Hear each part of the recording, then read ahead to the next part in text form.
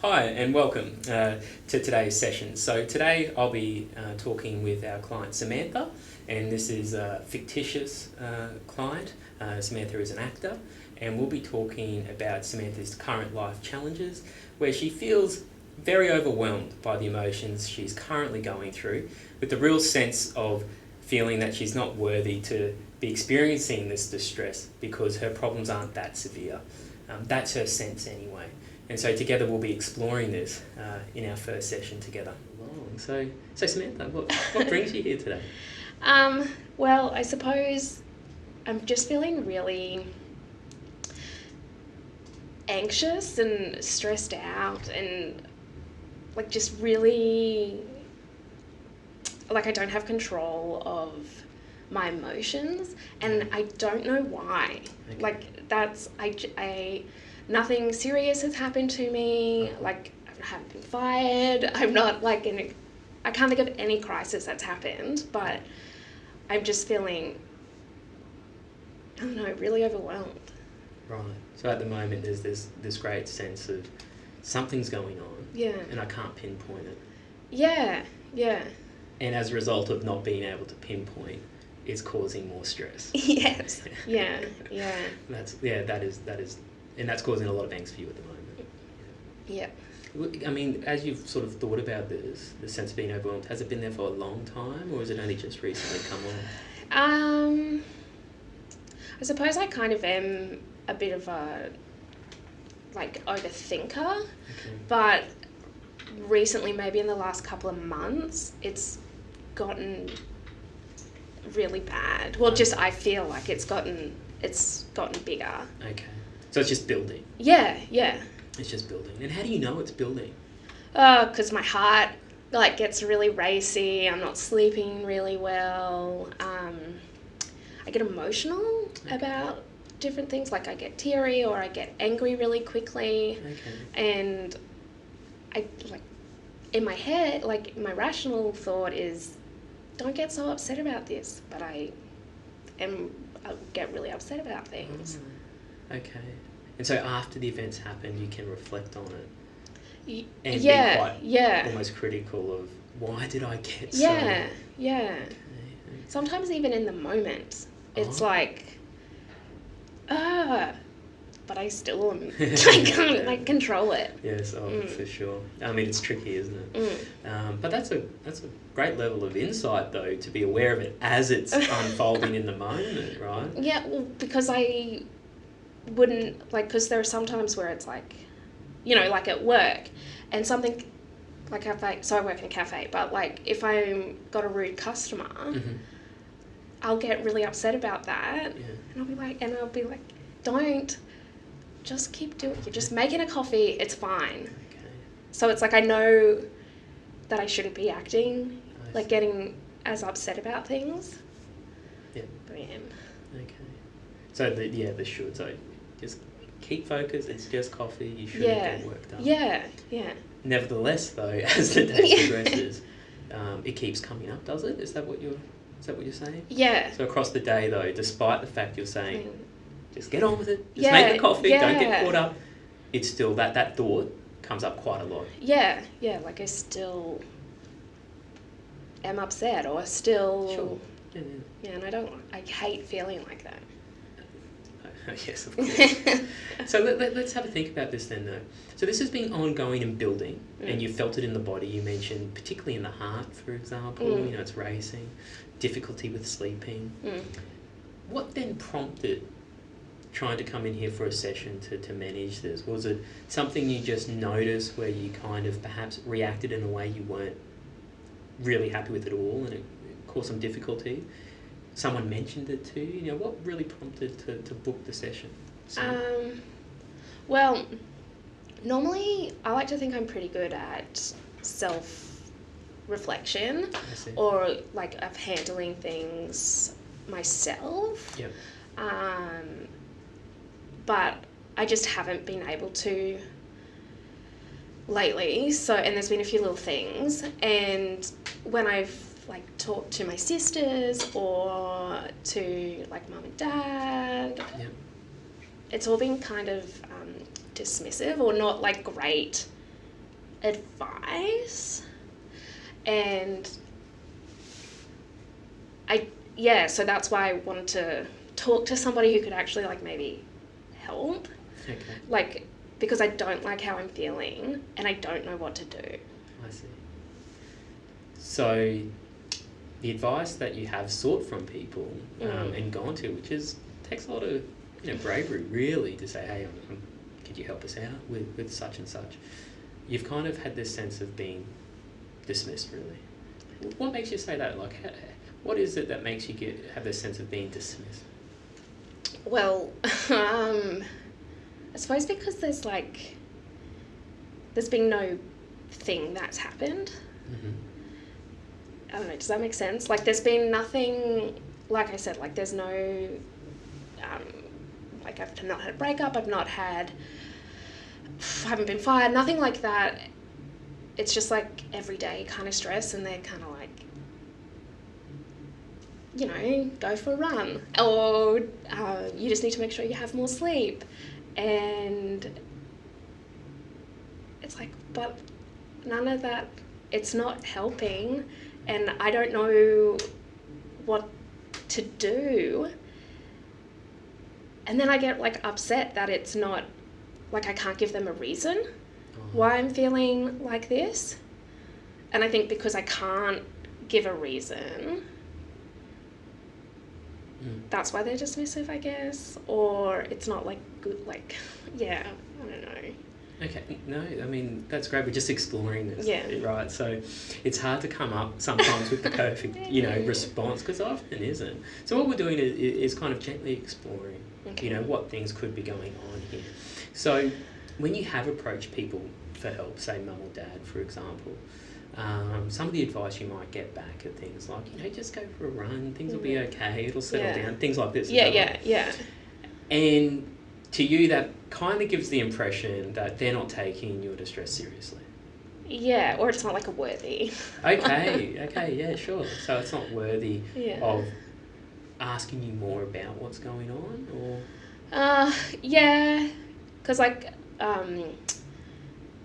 my sisters have like important kind of jobs. Okay. Like they, one of them's a lawyer and the other is a journalist, and they're like, have like important jobs, and like I get it. Like that's something that deserves more time, or more like, you're a lawyer. I get why you're stressed out. I see. I'm making coffees. Why am I stressed out? Okay. Like, I'm at uni too, but like, I get why they're dismissive, but I also don't like it. Yeah, absolutely. I mean, this is some of the tensions of life, right? Yeah. So your sisters, you mentioned them. So are they older, younger? I'm the middle. So I have one older, she's the lawyer, and one younger, she's a journalist. She's in her last year of journalism. Right. And all of you at home together at the moment, or you're in different sort of families, homes? My little sister still lives at home, yep. but my older sister and I are out. Okay. Yeah, okay. and she's married and all of that. Oh, right. Yeah, right. yeah. And then there's mum and dad? Yep. And so how would you describe your relationship with mum and dad? Pretty good. Yeah, we're pretty good. Good. I don't know. Like, all 5 of us get along really well. Yeah. When you mentioned prior, if there's something that you're facing which is a challenge and you look for help, is it typically mum, dad and your 2 sisters who you would go to, or are there other people outside? Or it's mostly my family. I don't have a heap of, like, I have friends, like the girls I work with and things like that. I had one like really close friend, but we had a bit of a falling out. Okay. And so I used to talk to her about a lot of things, but I don't have that relationship anymore. So yeah, it would probably just be the family, mostly my older sister and my mum. Okay. So your older sister, what's her name, sorry? Annalise. So Annalise and your mum are your 2 primary confidants? Yeah. Who you would go to.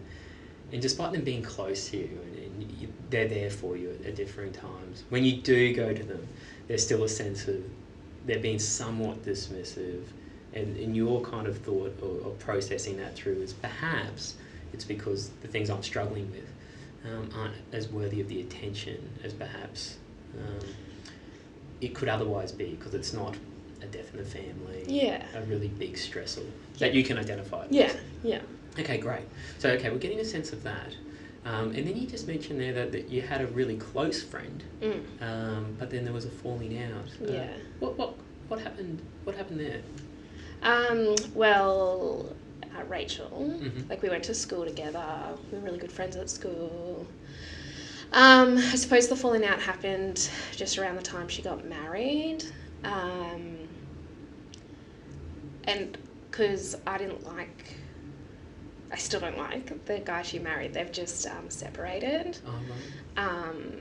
He's, I think she always knew that I never really liked him when they were dating, because he's like super controlling. I think he's almost like emotionally abusive, and just had such a hold on her that I could never really see her. We never really had the conversations we used to have. And I get like that's part of entering into a relationship with somebody else and all of that kind of thing, but it just felt off. Okay.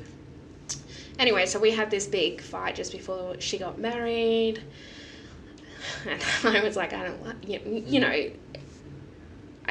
it's not too late to get out of this kind of thing. Yeah. Like, do you really...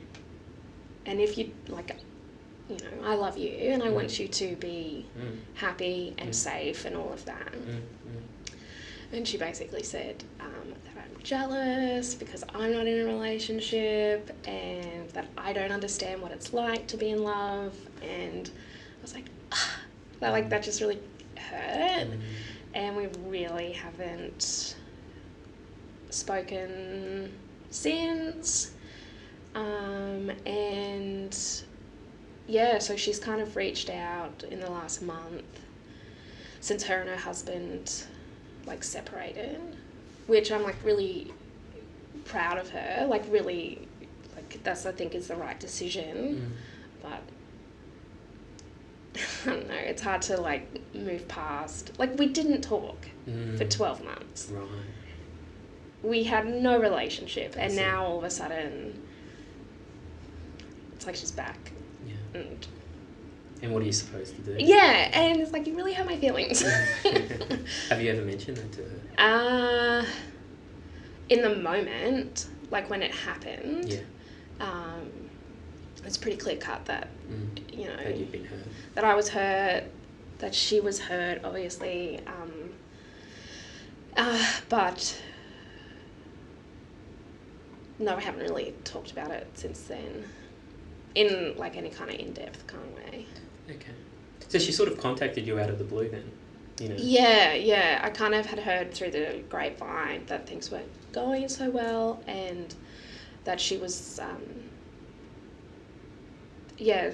from her sister, that she was probably looking to leave and all of that, and just then she texted me was like, do you want to meet up for a coffee? How have you been? Haven't seen you in so long.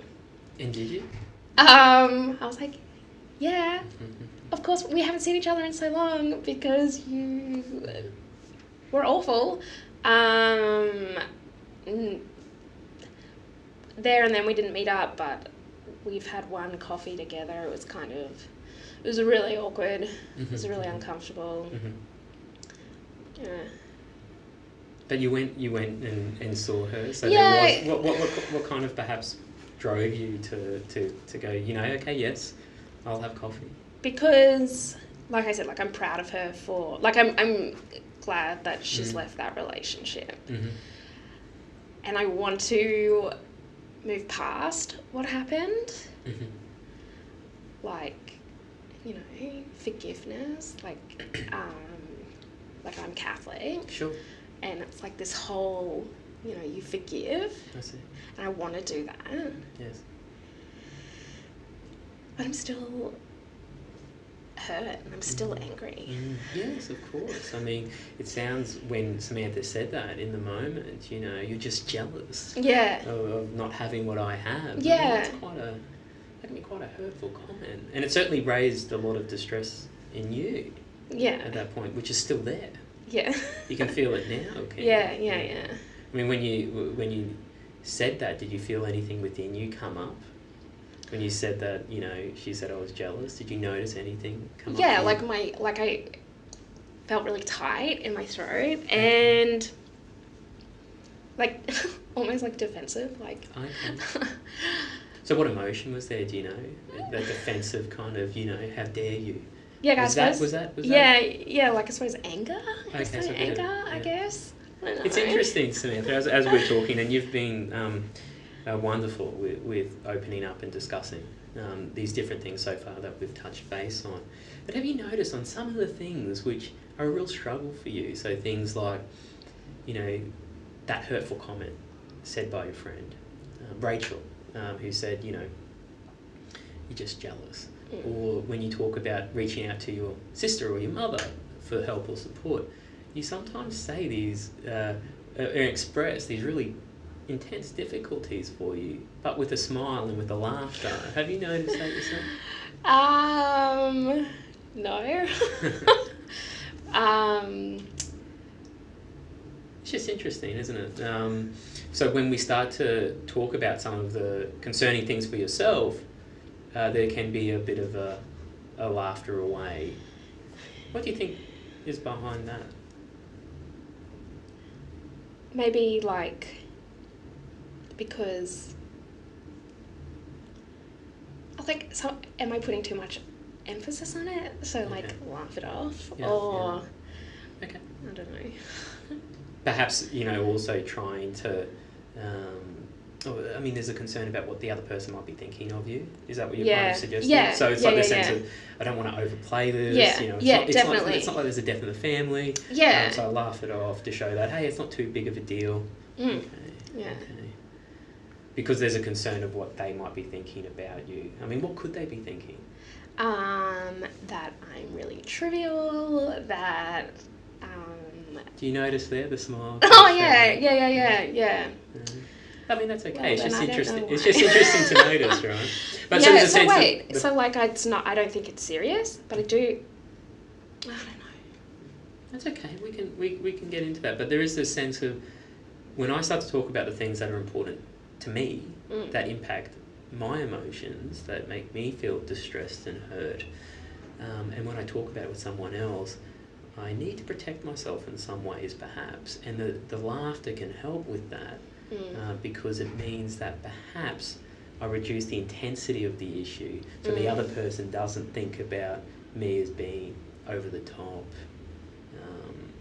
you know, making a mountain out of a molehill, kind of. Have I missed anything there? No, I think that's true, and sometimes like I don't want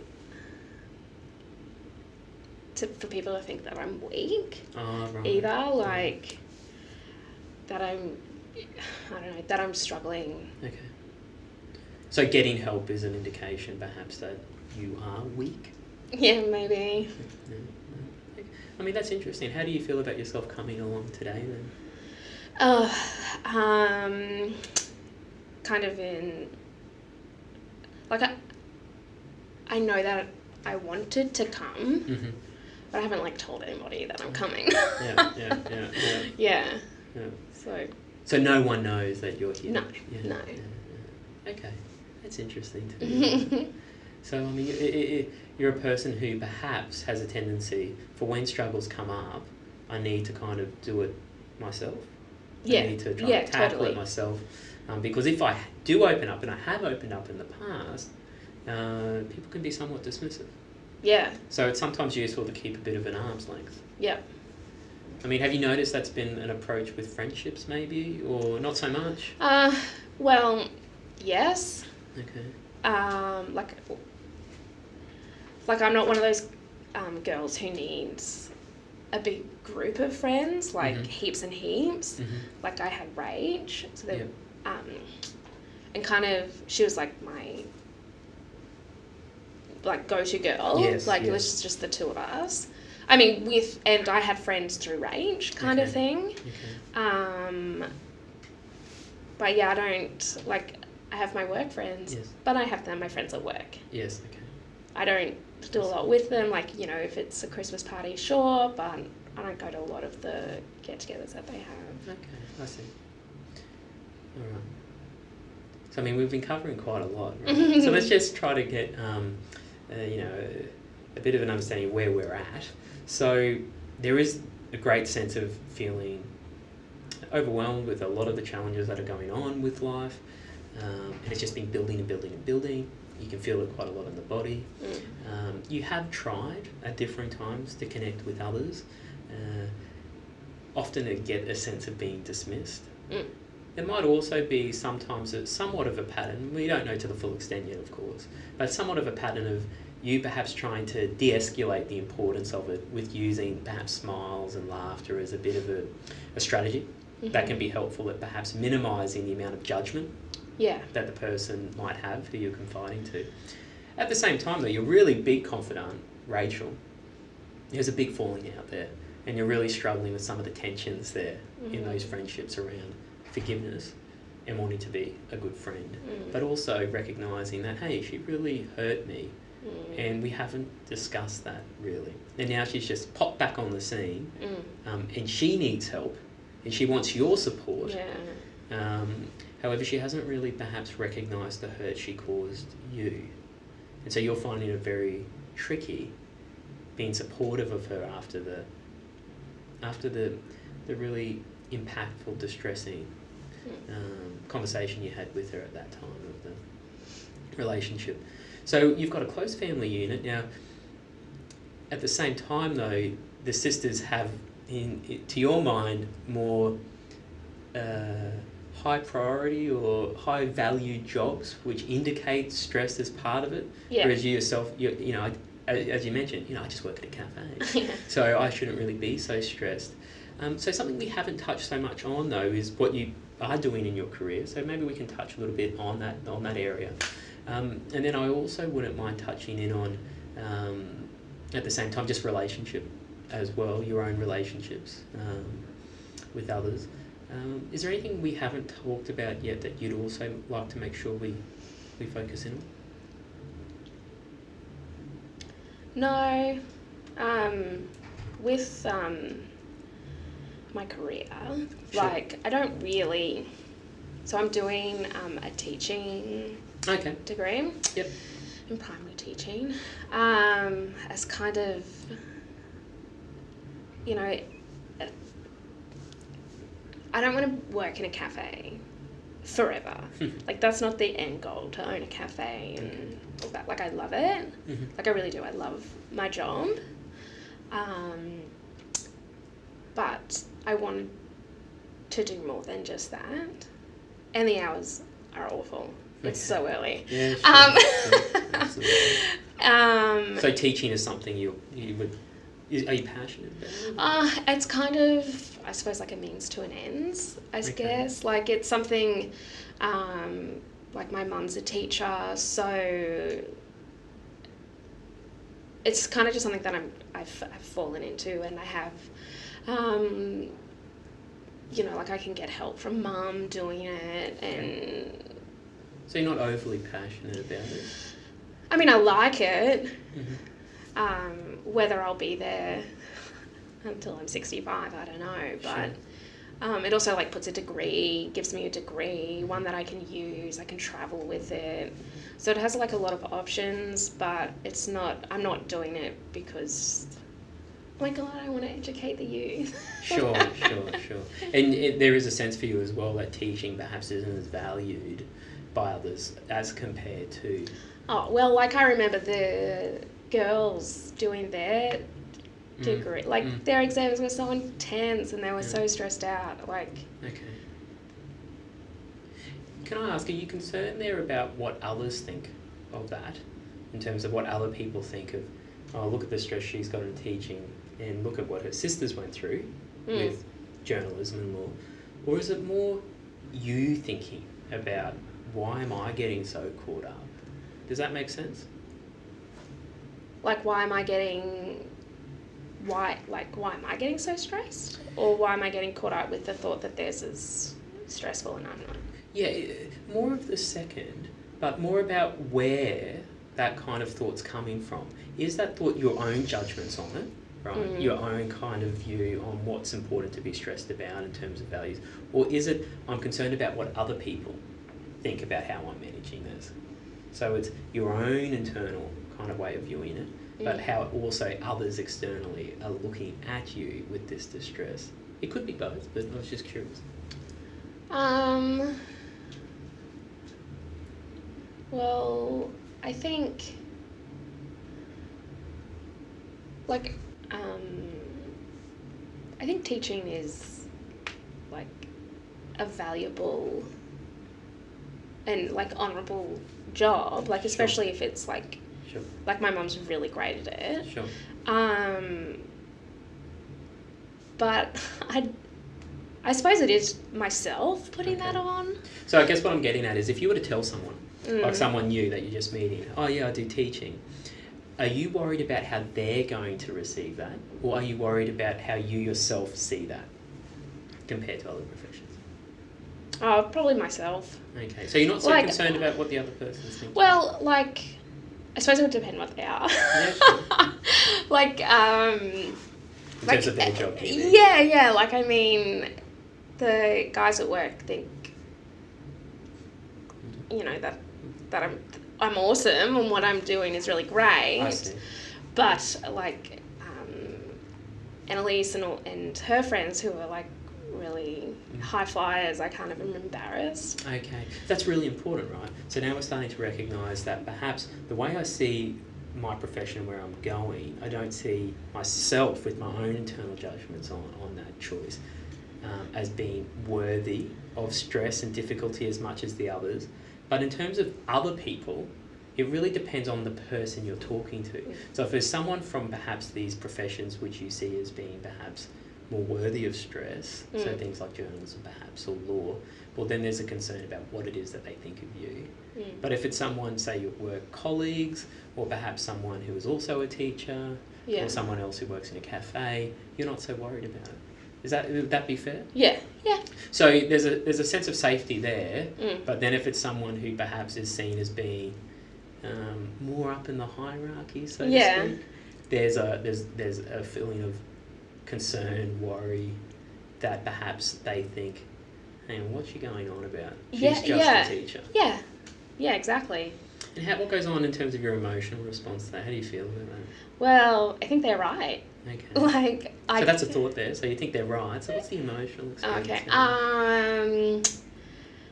Okay. Emotions, I feel... If that were to be true, so... I feel silly. Silly? Okay. I feel... Oh, okay. I feel... So I'm gently pushing you here. Yeah. Maybe... So you've just... I don't know if this is the right word, like if this is the right emotion, but something like sad. Okay. There's a sadness there. Like, So when they say it, do you want to withdraw out of the conversation? Or what do you want to do? I don't want to talk about it. Yeah. So shut it up. Yeah. Close it down. Yeah. How do you do that? I kind of like, oh yeah, I'm studying, I'm doing teaching, and then I will talk about, deflect to them or something. Okay. But I don't know if I'll stay in the classroom and things like that. Okay. So try to get off you. Yeah. Onto them. Yeah. To perhaps avoid sadness. Yeah. So maybe we can explore a little bit about what that sadness might be about, where that sadness might be coming from. Because sure, sadness certainly could be there.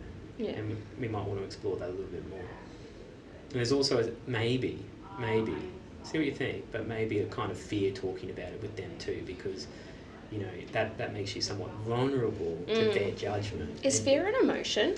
Yeah, sure. Okay, then yes. Yeah. Oh, okay, so in terms of emotion, yeah, fear absolutely is a big emotion. So fear and anxiety often go hand in hand. Does that make some sense? Yes. Okay. Yeah. So, and often with those emotions, we tend to want to avoid things. or shut it down, get away from it. Yeah. Yeah. There can be two responses. We can either try to run away, shut it down, or we can want to try to fight it. So I don't know if you've heard of that expression, fight or flight. Yeah. Yeah, so similar to that. Have you heard of that one before? Yeah. So if something distressing comes up, something threatening, I should say, often we respond with either a really angry defensiveness, so we're fighting it, or otherwise we can sometimes just get very worried about it, very anxious, and kind of want to bolt out of there. It's kind of how the mind tries to operate as best it can in those tricky circumstances. Sometimes it works okay, other times not so well. Okay, great. So when we look at that example of teaching and noticing how you can be really judgmental of yourself, and you can also be worried depending on the person, their views of your chosen profession at the moment, and what that brings up with you emotionally, perhaps a sadness and fear. Right? And wanting to shut it down. Let's not go there. Have there been any other past experiences where similar topics have been like that for you? I just don't want to talk about that. Like, is this something you've seen around other topics beyond teaching?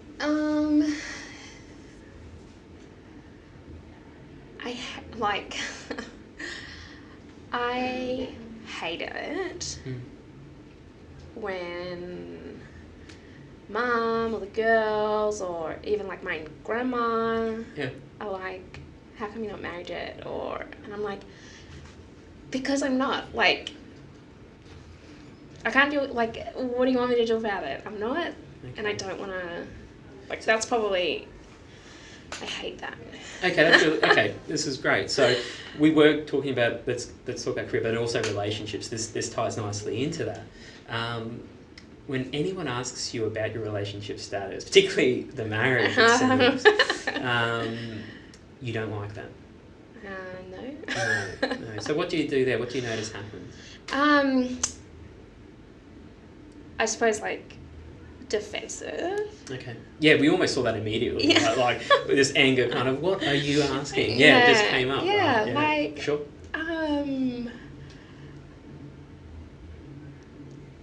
It's nobody else's business, really. Okay. That's what I think anyway. And if I was in a relationship, I'd tell you. But it's kind of that thing of there's an expectation that, like, I'm 30, that, like, I've had partners in the past, nothing super serious, like no one who I've like been in love with, but we just, whatever. But there's an expectation that you should be getting married now, or you should be settling down, or... And you hear this from the girls? When you say your girls, you mean your sisters? Yeah. And mum? Mum. And grandma. And because mum's like, I just want you to be happy. It's like, well, what's to say I'm not happy now? Yeah, sure. And do you say that back? Or what do you usually... how do you usually respond to them? I mean, you've mentioned you do get defensive, but is what you say to me here reflective of what you say to them when they bring it up? Kind of. What would be a way you would... So, if mum was to ask or your sisters were to ask, how would you respond? So it depends. Like with mum, I try, like, I'm nice. I'm not mean. Like, like as aggressive. So I'll just be like, Mum, I am happy. And, and when it happens, it'll happen. But I'm not going to push it.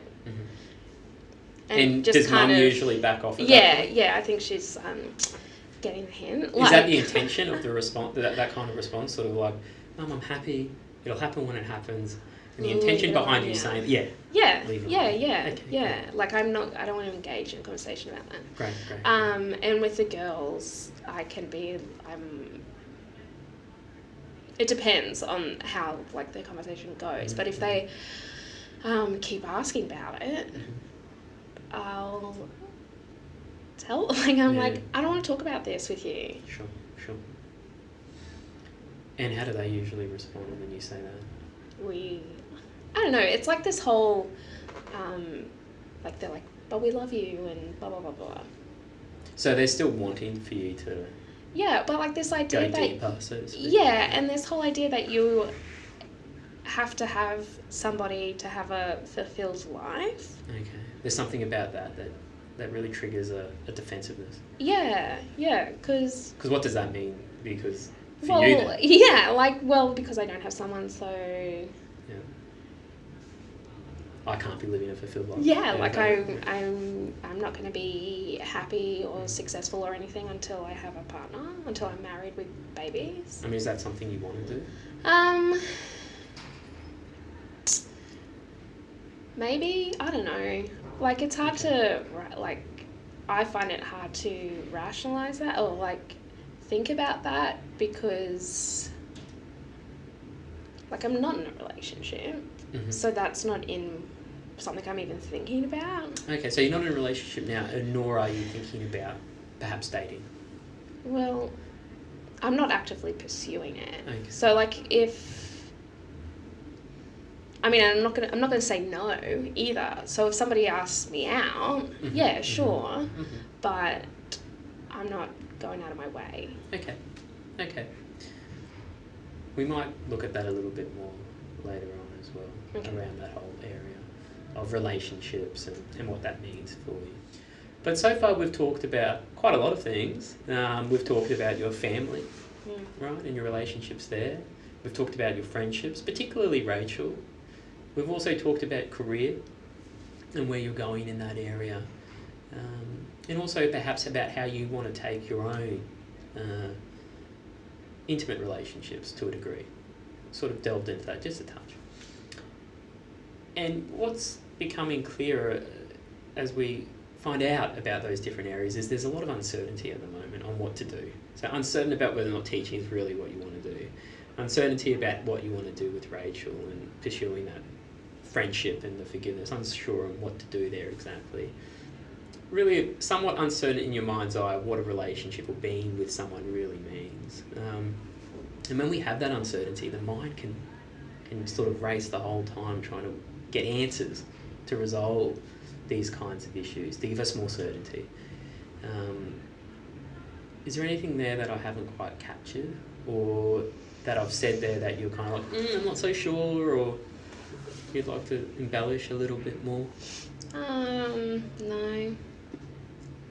Can I ask, with all of this stuff then, that's going on, this life stuff, which is meaningful, important, and impacts us for both good ways and not so good ways, how do you cope at the moment with it?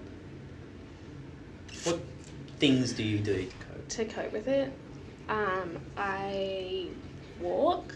Yes.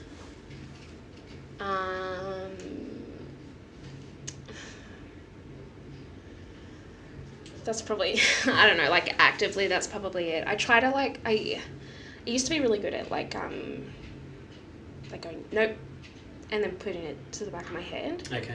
And I can't do that anymore, so. Okay, so sort of as something pops up, no, I'm not going to be doing with this. Yeah. And that has worked a little bit in the past? Yeah. Yeah. Okay. Not so much. Yeah, well, no, not now. Okay. Yeah. Sure. And things like, or I can go, okay, no, leave it alone. But then 5 minutes later I'm thinking about it again. Okay. So you are thinking about these things. Is there anything in particular that you're thinking about when we say these things? Is it mostly thinking about... I suppose rage, mostly at the Yeah. moment. And then uni and stuff, but mostly rage. Okay. Because that's a really big pressing issue at the moment. When you mention living, you mentioned that you live out of home. Do you live with anyone? Or No, you by myself. By yourself? Yeah. Okay. How long has that been? By myself for nearly 2 years. Okay. Yeah. And how do you find that? I like it. I like having my own space. I like doing what I want to do. Okay. I used to live in a share house, and that was that's fun when you're young, Yeah. but then it's okay, I'm sick of it. I can't do this anymore. Everybody pay your own bills. Yeah. And so, living by myself is better. Okay. Excellent. So coming today, what were some of your clear sort of wants or desires for today's session? To, I don't know, like learn, like get some kind of strategies or techniques for how to like get control of my emotional responses to things. Like I hate like going so quick to anger. Okay. Or getting so emotional about things. I'd like to like how to handle that. Okay. And like still my head. Mm-hmm. Like stop overthinking and running through again and again different things.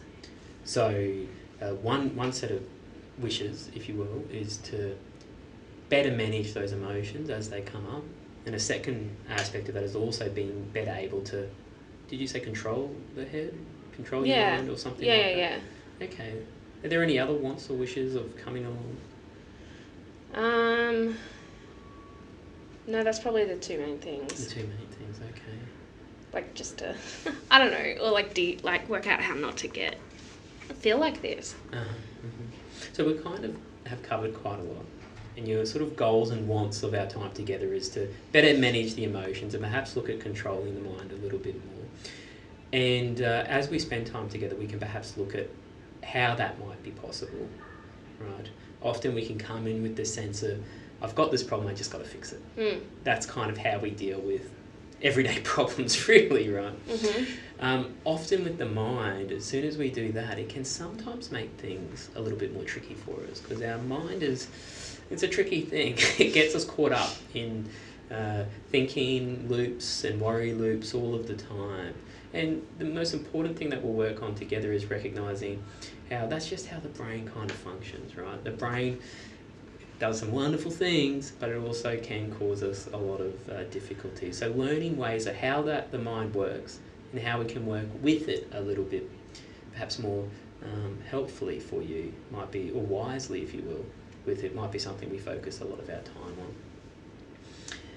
At the same time, we also might want to delve a little bit more into some of the conflicts or tensions that are occurring in life for you at the moment. So particularly trying to understand and get to know a little bit better what perhaps underpins the defensive kind of responding to when people ask me about my relationship status, when people ask me about my job or my profession to a degree, but also what you want to do there with Rachel. Have we missed anything? No. Okay. No.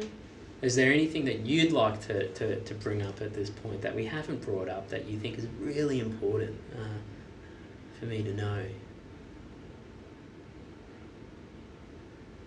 No. Nothing really important. I think we've hit most of everything. Wonderful. Well, Sam, thank you very much for your time today. It was lovely. Thanks for seeing me.